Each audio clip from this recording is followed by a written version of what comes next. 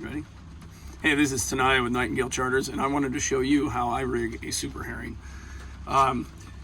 So you can get these in bulk packages of 10, pack of 3, I believe, and pre-rigged. I rig them myself. I use about a 50-pound test leader, about 36 inches, and a 2/0 treble hook. I also like to, not always, but most often I'll run an inline flasher. This is a Gibbs 8-inch inline flasher. And this is really simple. It takes a lot of the guesswork out of it for anybody that's wanting to get into fishing herring. There's a lot of different ways to rig it, but this is just a phenomenal way of doing it, and it's very simple. I run about a 6-inch, 7-inch herring. So this is pretty self-explanatory. You'll pull the nose pin out, which is just stuck through there, fits snugly. Pull that nose pin out, take your herring and just kind of look at the bait head and go, okay, we got a little bit of an angle here, curve to the fin coming off of it, and the herring just slides in snug to the front, and you'll reinsert that pin. Sometimes you got to work to line it up, but once you get it, it slides right in there.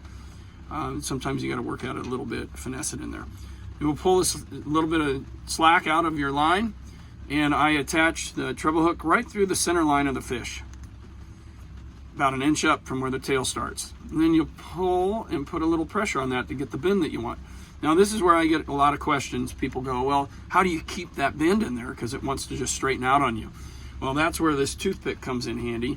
You can take that toothpick and slide it in the hole where the line goes through, and it's actually tapered for this. And snugly push it in there and then break it off. Some toothpicks break off easier than others. You might have to work at it a little bit. And then you can pull the bend into that fish and get the desired spin that you're looking for, and that will keep it in place. Now, when you do hook up with a fish and you bring this in and you land your fish, occasionally this red nose pin will have fallen out. You can get these through Gibbs in bulk packages, no problem there. But if you don't have any on hand, you can use the second hole back and use a toothpick. Slide that through. It's made to fit around toothpick, just perfect. You slide it through, same as the nose pin, and you just break that off. And that is how I rig a super herring. Thank you for watching.